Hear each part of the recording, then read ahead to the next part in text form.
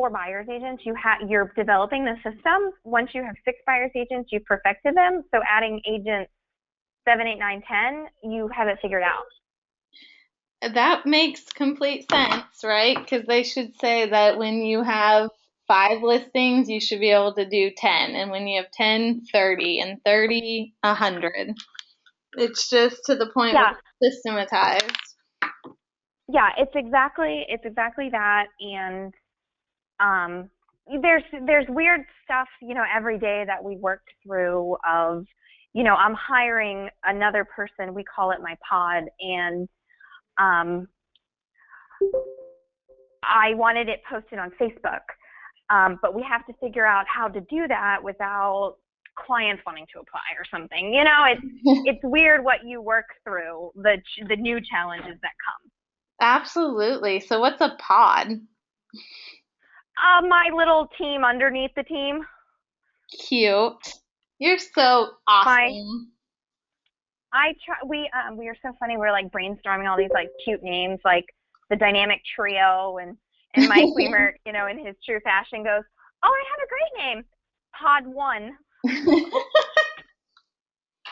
Yeah. Very Mike, right? Very Mike. Yes. So far. How long is this gonna last? It will probably be about 40 minutes. Okay. It just depends on how fast you have the list of questions, right? Kind of. I'll pull it up. Well, I will be asking them, so no worries. Okay. And then if we have any questions for them, then we can go from there. But last one lasted about 40 minutes. Okay. I don't even think I looked at the questions. Mia sent the information again. I'm like, what webinar series am I a part of? And I was like, oh, I saw like she was part of you. Yes, I said make sure to resend the questions to Christine and that you get them to her because she gets really busy and we want to make sure that she's well aware. How are things going for you? Oh, fabulous. I'm actually working on another hire myself. We've got. Oh, good. Yeah, we're looking to hire a business development director, and agents are getting into production quicker, and we're having a great time. So I'm very excited, and I love launching these webinars now. I get to talk to everyone I love around the country and learn from them. So I love it. Oh, well, we got 1 minute. We'll wait 1 more minute. Right now we have about 15 on the call. At least. That's exciting. Nerve-wracking. Oh, you've spoken to bigger groups than that. Oh, I know. I guess it's the phone thing. I don't know. I love when I calls every day. I guess. I do. You're right. I do. You do. Okay, well, let's go ahead. It's 5:30 and I like starting on time. So I have everyone on mute except for myself and Christine DeAngelis from Orlando, Florida with the Weimer Group. We're going to go through a series of questions, and once we're done, we'll open it up for questions through the chat feature so that not everyone's screaming at one time. So if through the conversation you have a question, just go ahead and pop it in the chat, and then at the end we'll go through those. Otherwise, I would like to just start off and thank you for being on the call. I know it's an hour later there. And oh, it's okay. Thank you. And we're going to just start off by telling us about yourself and your real estate background since you've been in it. So, well, thank you guys for taking time out of your schedules to be on the call. Elena and I go way back to the post-college roommate days, so I'll have to tell you those stories later. I started with Keller Williams actually right when I was in college. Started as the weekend, we called them DOPIs at that time. I think we call them directors of communication now. Started as that and kind of really saw the opportunity with Keller Williams and was able to work my way up that way and becoming the assistant to an agent that at the time just had one buyer's agent. And fast forward about 6 years and we're now a team of 28. And I became a buyer's agent for her with an assistant under me as a buyer's agent. That's awesome. So kind of tell us what your first year looked like since you did progress from the assistant role to a buyer's agent. What did your first year look like? I had the quintessential profile for an assistant. So switching to a buyer's agent, I would be in the field all day long showing property, and then I would come home and I would need to do all my research and perfect my systems and, make sure I had all the details behind the scenes. And you would spend, a couple hours doing that, and then actually Lena would laugh at me because I would make coffee at 8 o'clock at night, and I would watch videos on Agent Mountain about being a buyer's agent. I don't even know if it's still called Agent Mountain. It is. Oh, okay. So the first year it was crazy busy. It's a huge learning curve. Every deal you didn't get or every buyer that, just disappeared or bought with somebody else, I truly looked at as an opportunity and a learning experience that, hey, they didn't buy from me, but I got to know some more floor plans. I got to know another community, and I got to know a different buyer's personality and their objections. Awesome. And do you remember how many deals you did close your first year? 40. I don't remember the volume, but it was 40 transactions. Awesome. And what are you closing now this year? This year should end. We're at 12 million right now, so it should end at 13 million. And that should be about 55 transactions. Your price point, I'm sure, has definitely gone up since the last couple of years, though, right? So your volume. Yeah, and that's the beauty of sticking in this business and working your database is the average price point in Orlando is like 187, and the buyers that bought from me my first year, at 110. Have now sold that and moved up to 325, and that accounts for a lot of volume too when you turn around and sell that home, and of course referring it into the team. Absolutely.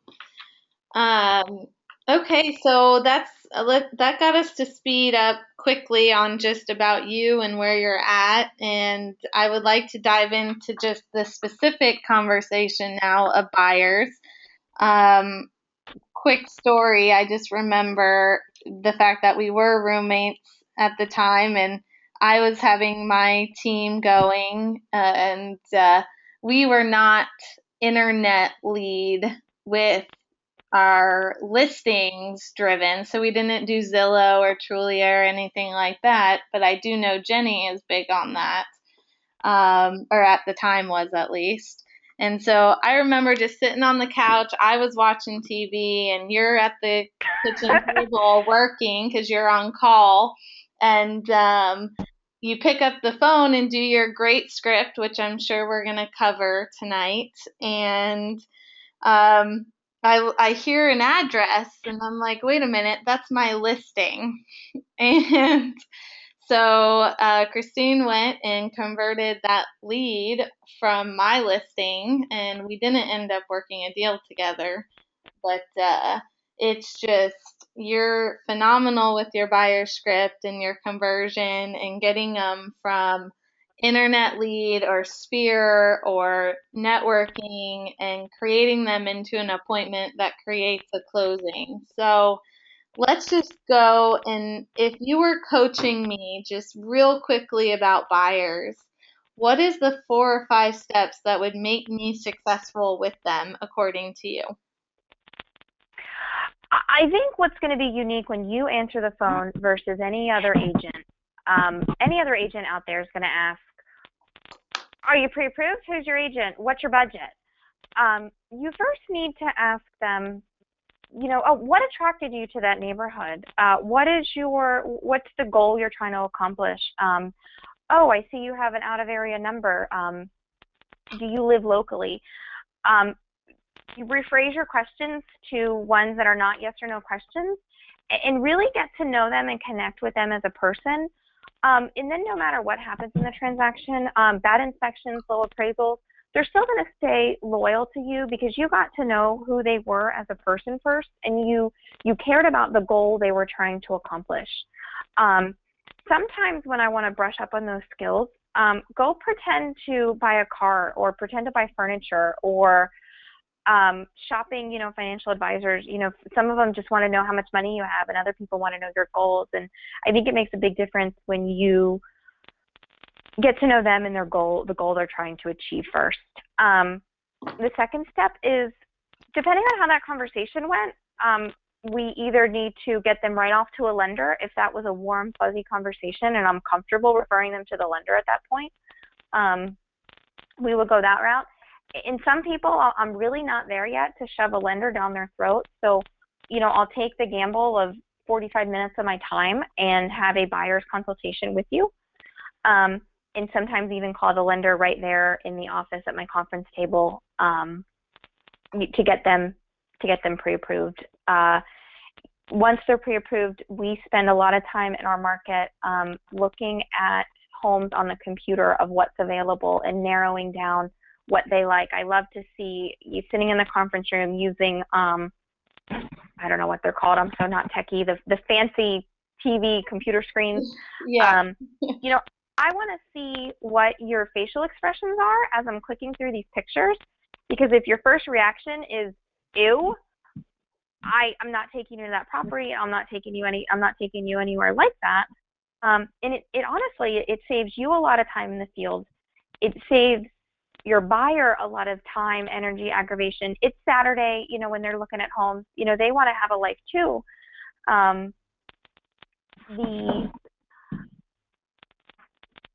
I lost my train of thought with that. And what that's also going to do for you as well when you're looking at them on the computer, do you ever have a buyer that says, gosh, this process has just been so exhausting, we just want to rent for a year? Yeah. It's going to eliminate a lot of that. So those are probably the steps we do in the beginning. Really, truly connecting with that initial phone call. When you're a sign call or an internet call, I'll spend 30 minutes with you on the phone to build that rapport with you.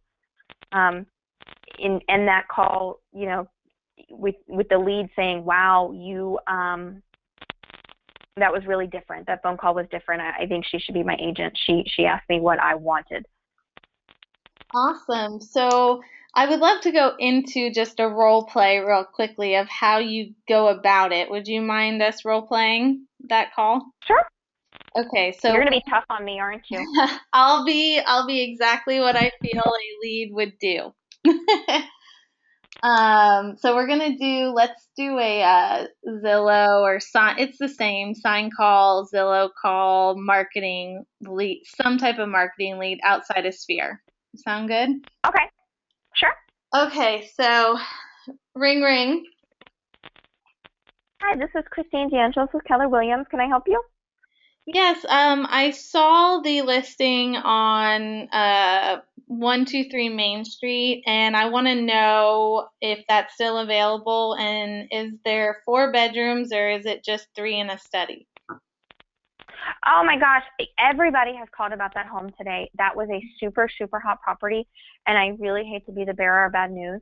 That did go under contract the other day. Properties move very quickly in this market. Are you finding that a lot, that properties are selling before you can get to them? Yeah, I mean, this is the 4th one I've called on, and they're all saying that they're not available, or no one will even try to show me a property. So I don't know. Maybe we'll just. That's what we're seeing a lot in our market here in Orlando. How long? I'm sorry. My first name was Christine. What was your first name? It's Lena. Lena, it's great to meet you, and I do appreciate you calling. Tell me, how long have you been looking here in the Orlando market? We've actually just been thinking about moving, and we've lived here for 2 years. We decided we do want to buy here, so we just started looking this week, and it's been, I don't know, I feel like we should just renew our lease because nothing we like is staying on the market. Okay, okay. Where are you renting? Where's your current home? Avalon Park. Oh, great. Okay, yeah, that's the schools are great over there, and that's probably another reason you're seeing them go so quickly is people love that Avalon Park lifestyle. When they're renters, they want to become homeowners there. They want to keep their kids in the same school, and as you can tell, it's a beautiful area, and people really don't want to leave it. When, Lena, is your lease up? It's up in April. Okay. Do you by any chance know the size of the home you're in? Maybe the square footage or how many bedrooms it has? It is 1,500 square feet and 3 bedrooms, but we're looking for something with 4 bedrooms or at least three in a study and probably about 2,100 square feet. Oh, okay. Okay. Okay, so the 1500 just feels a little cramped for you, or Absolutely. We're a growing family. okay. Um, I see how I've taken it and I've asked about you and I've spent a few minutes finding out what you want. So now I probably proceed to ask you, um, well, what are you currently paying in rent? Is that comfortable? Do you know what you kind of want to spend mortgage wise? Yeah, What so have you saved and set aside for a down payment? Yeah, so I love that. And to go out role play, I wrote down a few things while we were role playing because obviously I role play all the time, and that's where you went. You're going to be tough. It doesn't even allow me to be tough unless I just flat out hang up because Right. you didn't not tell me my answers. You told me it was off the market. So that doesn't even allow me to keep questioning about that property. It's now guided me to the fact that we have to have a conversation, and you've left all open-ended questions, and you threw in knowledge in there pretty much every single time. You threw in a tidbit of information just to keep me curious on what you know. Well, and now you're going to get off the phone and you're going to say to your husband, oh, that makes sense. They go so quickly because the schools are good and people do want those. Because remember when we were looking for rentals and we didn't like those schools over there? Yeah. Yeah. So, but let's touch on if the property is still available. Okay. The best trick I learned from somebody that used to be a buyer's agent for George Philbeck, who is one of the top agents in our market, used to say, gosh, I've been getting a ton of calls on that property. You know what? I'm so sorry. I know them by the seller's name. I don't know them by the address. Can you bear with me for 2 seconds while I look that up? Things go so quickly, and I'm sorry. I just don't know everything off the top of my head. Yeah. While I'm looking that up, have you been looking in that area for a long time? And they forget about the price they called on. They forget about the question they asked you for. Because I'm talking to them like I would almost talk to a friend. Absolutely. That's the goal, right? Is to make them a friend in that sense, to make them a relationship. So you talk to them that way, you treat them that way up front, then they feel at ease. Okay, so let's go a little bit further. So let's say I am open, or Christine, I'm excited. We do want to move forward. How do you get an appointment with me now? Oh, so Lena, you shared you and your husband are having a lot of frustration with this market, and it is a very frustrating market. Trust me, I cried every day that I was trying to buy a personal home. I would love for you and your husband to come in, chat with me for about 45 minutes to an hour about our market here in Orlando, what's going on, and how you can have the most success as a home buyer in the least amount of stress as possible. You mentioned you had kids. What works best for your schedule? Maybe like a Saturday morning? Yeah, we could do Saturday between 9 and noon would be good. That's great. Let's do 10 a.m. My office is right up on Lake Underhill Road, right by the Bonefish Grill. Okay. So is there anywhere else we can meet, or do we need to meet there? Actually, you know that little coffee shop on the corner? They have those big comfy couches, and then they have all those toys for the kids. Mm-hmm. Yeah. Let's meet there. Okay, awesome. So are you okay with that? You don't have to meet at an office. No, not at all. Some people are very intimidated on coming to an office. Okay. They think it's like some big scary commitment. We do a lot at Starbucks, Panera Bread. I'll take a higher end clientele to a little bit nicer of a restaurant. They, especially a higher end clientele, doesn't want to go sit. I don't find they want to sit in an office. I find that they want, have a discussion over drinks or something. Starbucks can be a little bit difficult if there's not. Try not to pick the busiest Starbucks because it's going to be so awkward if there's not like a chair available. Mm-hmm. And it depends on the time of day as well. But if you had said to me, hey, let's meet at that coffee shop on the corner, I say, you know what, I'd love to. I know that coffee shop gets a little loud, and I don't want to be screaming at you our first meeting. How about the restaurant 4 doors down? Is that okay? Okay, awesome. And obviously you pay, right? Yes. Okay. And it could be that everyone pays for themselves, but I have found also that clients end up trying to pay too when that happens. A trick I used to use, when I was new and on a budget, get there first. And if you already have, your coffee, they're going to get there last, and then they're going to say, oh, let me grab a coffee real quick. You want anything? And I'll say, no, I'm good. And then they kind of stand in the line, and it's not awkward that they bought their own. That's a great suggestion. Thank you for that. So at some point, we either want to hook them up with a lender or we want to get a meeting with them, whether it's office or a neutral space like a coffee shop, restaurant, what have you. Is there anyone you don't want to meet with? And if so, what do you say then?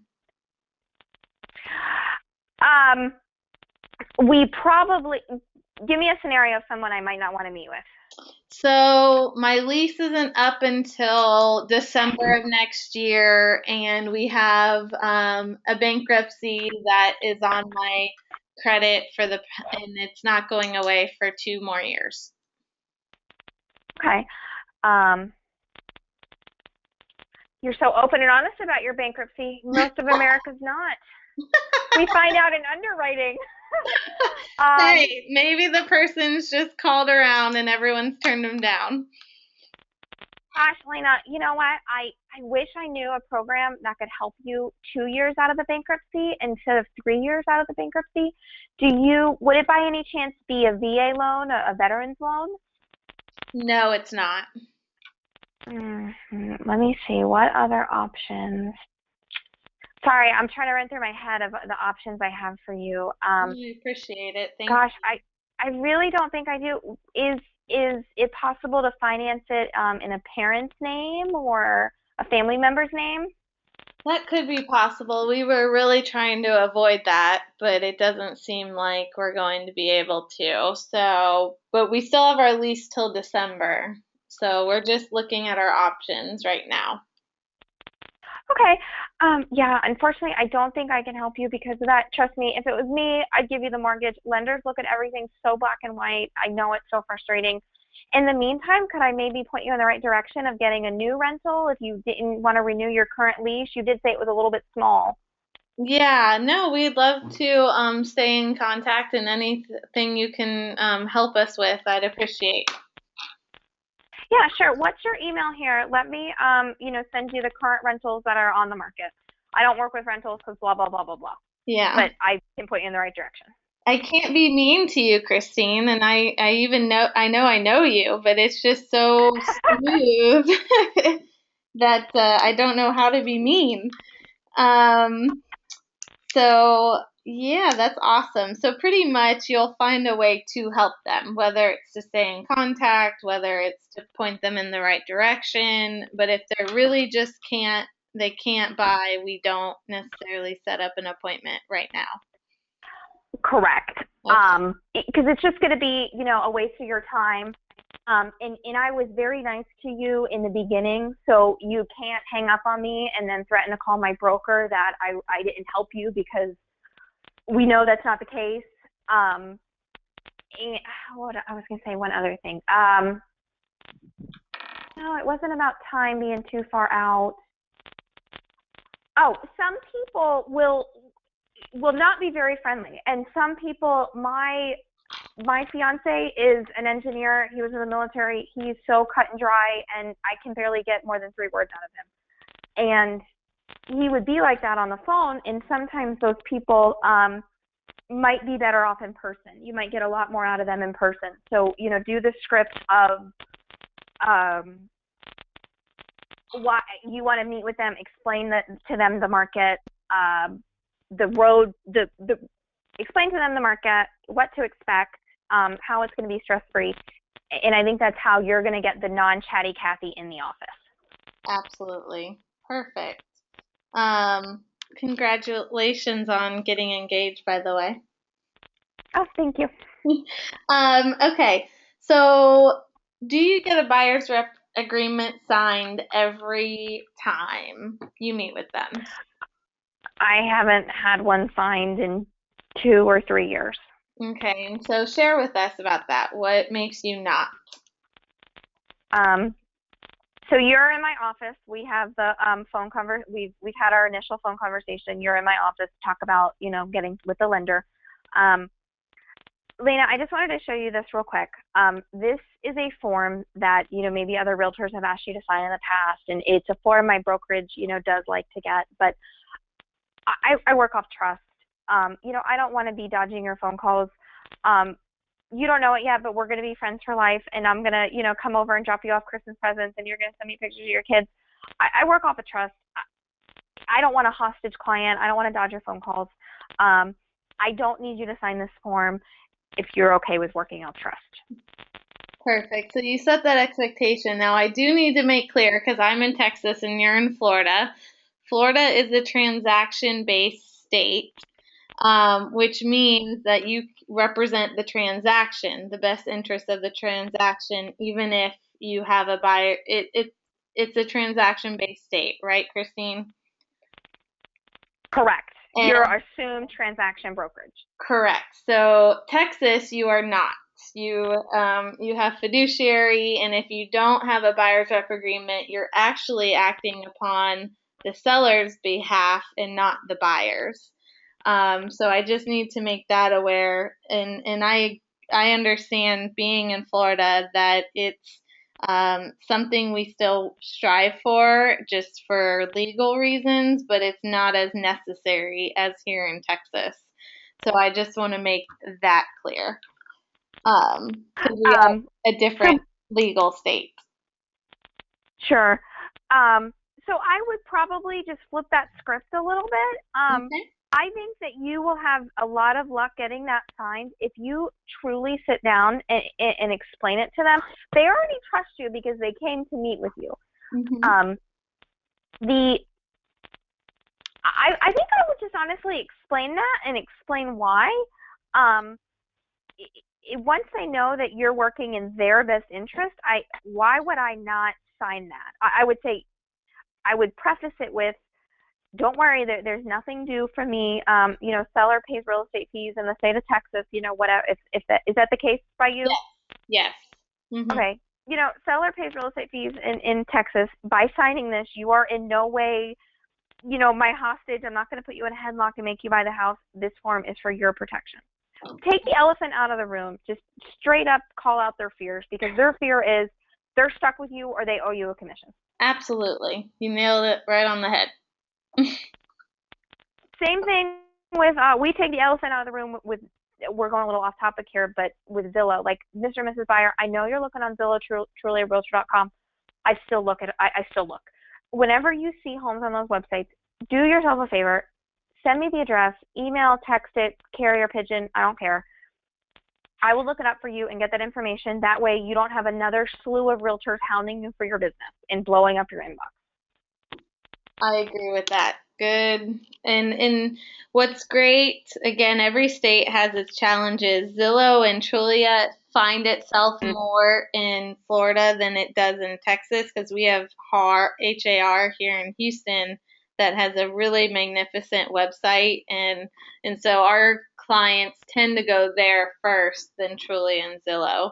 But it still get gotcha. leads from there, but they're not as bad being on that site. Gotcha.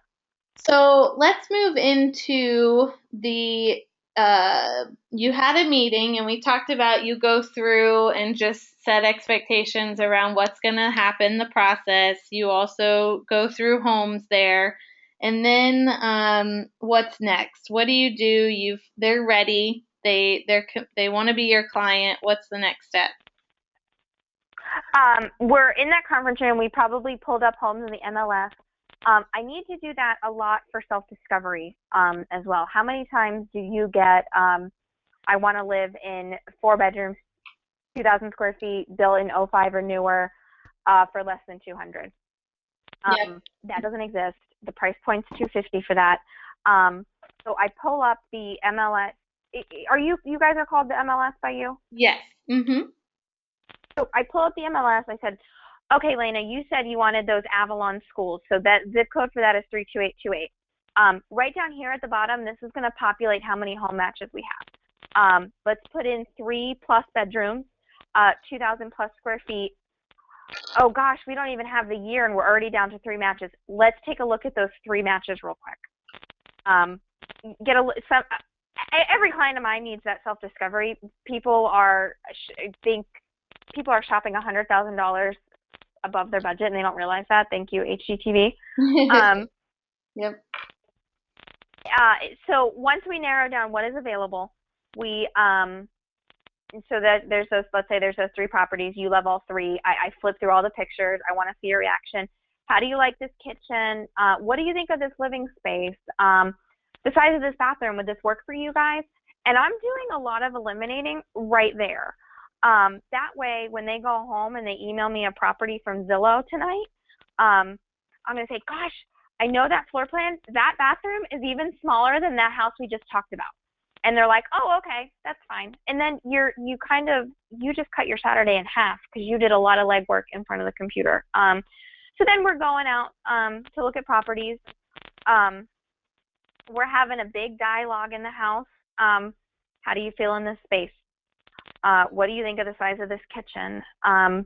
What would you use this room for? Does this layout work for the kids? Getting a lot of feedback in that house. I'm writing that feedback on my sheets because I need to take that and go put it. Our MLS allows you to put notes by each property. I need those notes because in a week I'm going to totally forget what you said, and that's going to refresh my memory. So there's 2 outcomes from that. We either leave that day and we're done on Saturday and you love one of the houses, or you don't like anything. Lena, what scenario do you want to work with? If they write an offer, that's great. So that we should be all excited and understanding on. So let's go the other side. Let's go, you leave the homes, you showed 5, 6 homes, and none of them, I don't want any of them. What's next? It's really going to go back to, okay, I have exactly in mind what you want. I know you want this 4-bedroom move-in ready home for this price. It doesn't come up in this neighborhood very often because, as you know, people love the schools. In this, larger home, it holds your family for a really long time. So it doesn't turn over as much as like that 1,500 square foot home you're renting. So we have a couple options. We could, I know you don't want to look at other neighborhoods, so that's not an option. Are you willing to wait for this perfect home to come on the market and then do exactly what you need to do to get that home when it does? Because we know it's going to have multiple offers. There's that scenario. Once you spend a day with somebody, you kind of know what they want. if you're not getting a feel for what you want, you didn't ask enough questions and you didn't ask the right questions. Makes sense. What if you start going on multiple showings and you're showing them everything you've done? I know you, and I know that you get thorough and you ask a lot of questions and you're fully prepared. And so you're showing 2, 3 times and they're just not willing to write offers. So would you find that you have to discuss motivation again? And if so, what does that look like? You you're not going to get them back in the office. They're not going to come back to the office. Yep. It's going to be having that fierce conversation in one of the houses they say they want to look at. And I'm going to try my best to schedule a vacant house to have that conversation. So Lena, gosh, we have looked at every house in this neighborhood. I know you're exhausted. I know your lease is up. I know you need the kids in the new address by the time the school year starts. I want to make sure you and I are on the same page. Can we just go over your thoughts again? You know, what are you feeling? What's your thought process? Can you tell me a little bit about what you're thinking? We love all these homes. I just don't feel like any of the layouts have been the right one. So we know there's not as much on the market and they go really fast, but none of them have really been that house. Though it hasn't felt right. What would make it feel right for you? I feel like I'll see it when we just haven't seen it. When in your life, like let's say, the last, car you bought or your husband over here, when you met him, how did you know he was the one? Like what feeling did you get? Just that, excitement. Sorry, husband, don't mean to put you on the spot. Ha ha ha. Ha ha. The excitement, just that I have to have it. There's no option around it. Like we're going to do whatever it takes to get the car or the husband. So I probably would be asking some questions. I'm probably picking up by now the homes you're sending me or the homes you're liking, if they're the beautiful, remodeled move-in readies, or if they're a little bit more of the fixer-uppers. I've already picked up on that. So now I would probably ask you, Lena, I can understand what you're saying about these floor plans in this neighborhood. Unfortunately, there were only 2 builders. Have you ever thought about Lady Bird Elementary School? It's still an A school and it feeds to the same high school. They have a different builder over there that might have that floor plan with the loft upstairs that you're looking for. Well, I guess we're going to have to check it out, because if you're saying there's no other floor plans, then this is just it. I don't feel comfortable. If we're going to buy this house, it's going to be quite a while. It's a long-term house, so I just don't want to make a choice that I know I'm not going to be happy with. So maybe we should be open to looking at a different location. Okay. I have my iPad in the car. Let me go grab it. Let's pull up what's over there. If you guys have time today, if something's vacant, you want to run over there. It's just 2 stoplights up. Sure. We got time if you do. Yeah. You guys, as much as you'd love to call it a day and go meet your friends for brunch, or go watch that football game, you have the clients, they want something, take them to the property, because it's going to save you from going out next weekend. Yep, exactly. And so it sounds like you do what I hear 2 things happening. One, you're very knowledgeable on your market. You study it, you preview it, you're in MLS, you're looking at what homes have, you know the builders, you know the schools that it feeds to. So you're very well knowledged on the area. That's important. Mm-hmm. And number 2, know your floor plans, know your builders. Yes, exactly. And number 2 is that you're willing to do what it takes to give them the options. And you'll keep exhausting them until you run out of them. Right. So That's, and you don't just say, okay, like you said, don't just call it a day. What's the next option? What's the next logical option? Yeah. And if you know your market and you know your floor plans, you wanted to buy up to 200. Well, what if I just peek at who is priced at 215 and has sat on the market and needs a price reduction? Yep. Or what if I even went up to 225 and knew I could negotiate it down to 215? Lena, look, I found this house for you, and I never want to be that realtor that pushes you above your budget. But just hear me out. This floor plan has everything you said it would want. It also has your favorite color granite and a stainless steel fridge. The payment difference, don't freak out at the purchase price, because the monthly payment difference is going to be, with this purchase price, it's going to be about $55 to $65 a month. Okay, that's not as much as we thought it would be. People can swing the 50, $60. It's hard to go above that. Yeah. Yeah.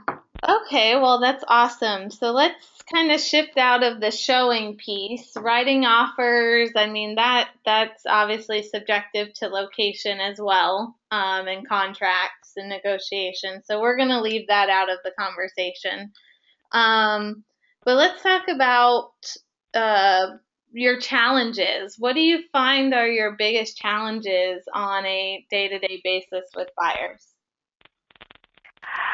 Keeping their emotions in check. Our biggest problems are inspections.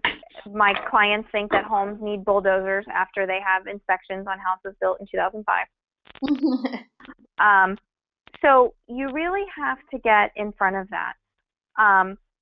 Okay, Mr. and Mrs. Buyer, this home was built in 2005. Before we make the offer, I just want to talk about a couple things. The AC, we know in Florida this thing runs all year long. There's one day a year you open your windows. You're probably going to need a new AC in 5 years. And we know you want a budget for paint, carpet, and appliances.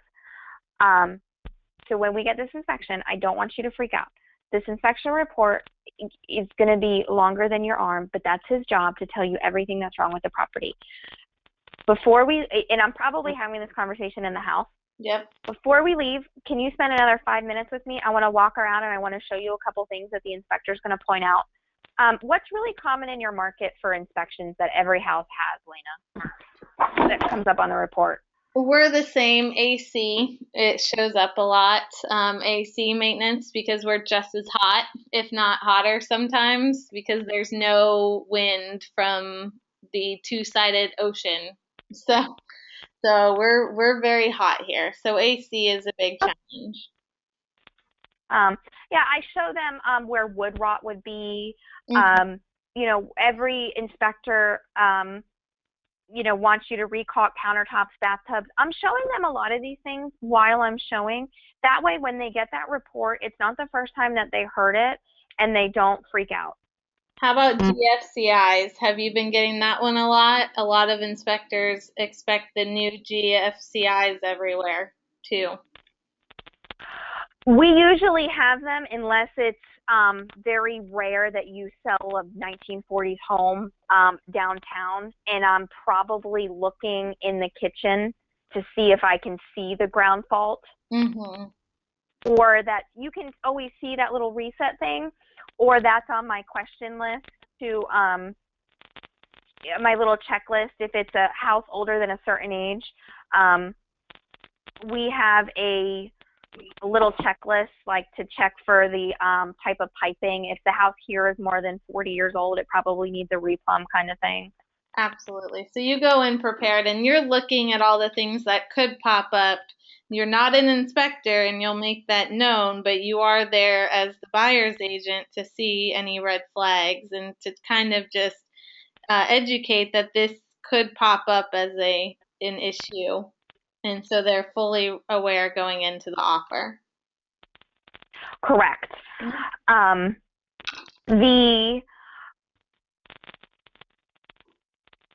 lost my train of thought again. That happens a lot if you haven't noticed. And then you're taking them like, okay, Mr. and Mrs. Buyer, now, so you left the house, the inspectors left the house, you're sitting there with the buyer, their eyes are about to pop out of their head. Okay, so what I want to do is let's take this report and let's take everything on here that you would find in every other house. What we're looking for is what is specific to this home. Things specific to this home, like a roof leak or the tree root popping the driveway up, whatever. I probably had that conversation beforehand, like, okay, hey, today, tomorrow's your inspection day, so we're going to get this 30-page report. We're going to take out everything that would be normal on any house, and what we're looking for is specific to this house, not general maintenance, wear and tear items. Awesome. Yep. And that's going to save you, because I'm assuming that you're finding the most fallout that you can control as an agent during inspection. I mean, we can't control financing.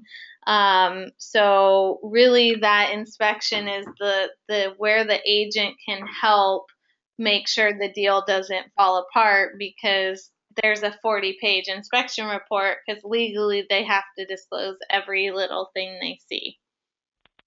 Right. And your buyers are just going to freak out, because that's just the first time they've heard that. And that's where just get in front of it. Okay. Send them an email of common things found at home inspections. Yeah. That's good. Make a list and share it with them. Any other big challenges for you in the buyer world? Appraisals. Do you guys have a lot of appraisal issues? Recently, yes. We've had a shifted market. So, yes. How do you handle that? I don't think it's a conversation just after the appraisal came in low. I think it's a series of conversations the entire way through.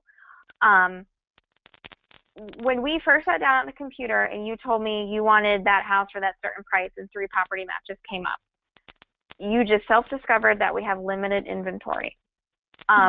We went to look at those 3 and you hated 2 and 1 was just okay. So we're talking about it at that point, the value of the home, that you didn't like them. So you see no value there. Before we write the offer, we're looking at comparable sales in the neighborhood.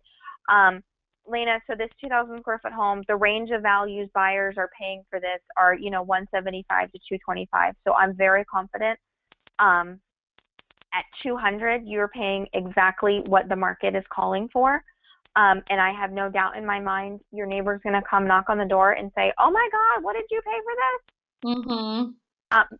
Remember that for sale sign we saw a few doors down, and you asked me why it wasn't on our list? That house is currently under contract for $2,045. Yeah. It had all those crazy paint colors. So this house is only 200 and we don't have to buy 10 gallons of Kilz. Okay, great. So appraisals are becoming an issue, and you're just you're having that conversation as much as possible up front, so that if there's a slight chance you get that appraiser that just can't meet value for whatever reason, you're still trying to head it off though before then. Yeah. And when I had you in the office for the buyer's consultation, we had the conversation. We have a you have a roadmap of what happens next in the transaction. So you've told them after the inspection, you get the home appraisal. In Lena, I could line up 10 appraisers and get 11 different values. It is one person's opinion of the market at that certain snapshot in time. It can change based on one home closing. Any home you and I go find, we're going to look at the comps and look at the values, but it's just one person's opinion of the value at that time. So you planted that seed. So when 45 days from then, when the appraisal comes in, you started that conversation. Love it. Great script. So is there any other big challenges that you feel like would help these agents be aware of?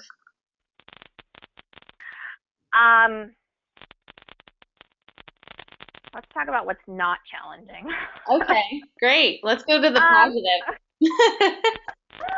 That list is a lot shorter. We're having a lot of issues right now with on-time closings.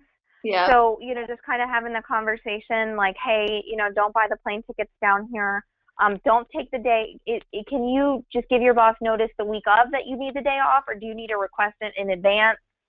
We're kind of having those issues. Like, if we don't close on this date, Mr. and Mrs. Buyer, are you going to be homeless and sleeping in my guest room, or is a couple days going to be okay with you? And that way you're not paying for a buyer's hotel. So it sounds like you're in full communication, you're constantly updating, and you're setting expectations way ahead of time before they actually happen. Mhm. Okay. So I want to ask you just completely off the subject of what we're in right now, but how many buyers are you usually working with at one time? 5 A buyers and 4 B buyers. Anytime I go go over that, I can hit 9 out of 9. Anytime I try to go to 10 or 11 at one time, I hit 7 or 8 out of 10 or 11 because I'm spread too thin. What's an A versus a B buyer? A is ready, willing, able, in the car. That is you who I took out. You love this neighborhood. You're waiting for the perfect floor plan to come up. Okay. And a B? You live in Texas. Your husband's being relocated to Orlando. You're looking in the MLS. You have the trip scheduled 2 months from now. You and I are talking on a weekly basis because I need. The more I talk to you while you're in Texas and go over your criteria and hey, what did you think of that? Like, yeah, that blue bedroom was horrible. That's really going to benefit me in the end because instead of taking you to look at 20 houses, we've narrowed it down to 8. Awesome. Okay, so constant contact, but about 9 buyers, and that's with support staff. That is with yes. You have a contract to close person who does the follow up. Yes. And then anyone. That's with a transaction coordinator and then my assistant. Okay, perfect. So some of these agents who are single agents may be in the more 3 to 5 range versus the 5 to 9 if they don't have support. Yes. Okay. Yeah. Slow and steady wins the race there. You're going to run faster and farther by going slower. Okay, good. Wait, did that make sense? Do you get what I'm trying to say there? Yes. Okay, so it is 6:19, and so I want to respect your time and everyone else's. So let's go ahead and see what is a final statement or phrases that you would like to finish this up, and then we'll open it to any questions. I would just say if you wake up every day and you do real estate and you do the right thing, if you wake up and you do your lead gen or, call your past clients, and do the right thing, when you forgot to include a fridge and your client doesn't have a fridge, buy a refrigerator. It's going to pay you back tenfold. Wake up every day, do the right thing. The business will be there. The money will be there. That's awesome. Well said, Christine. Okay, so in the chat box, there is availability to ask questions. I'm not going to unmute it because we'll probably have babies crying and dogs barking. So if you have any questions, please go ahead and put it in the chat box, and Christine would be happy to answer them. Everyone's typing at one time, I'm sure. I assume yesterday when Janet Yellen made the announcement about 25 basis points, everybody emailed their current buyers and told them how that will not affect them. That is a great assumption that everyone should have done. And for my coaching clients, AMCAP sent out a message that could absolutely be copied and forwarded to all your buyers and your entire database even. You just became the expert, and now they're the ones that you're going to get text from a year later. Did you see that? What do you think? What's going to happen? And you became the expert. It looks like you're not really the expert. Yeah. You're regurgitating what your lender said. So it looks like you were very thorough, Christine, because we don't seem to have any questions popping up. So I'm going to go ahead and close it out and appreciate your time. And I'm so glad we got this rescheduled. And if there's anything else, I would love, we'll stay in contact. So I'm not worried about that. Okay. Call anytime with questions. Thank you guys for your time. I really appreciate it. Thank you, Christine. Talk to you later. Okay. Bye. Bye, everyone.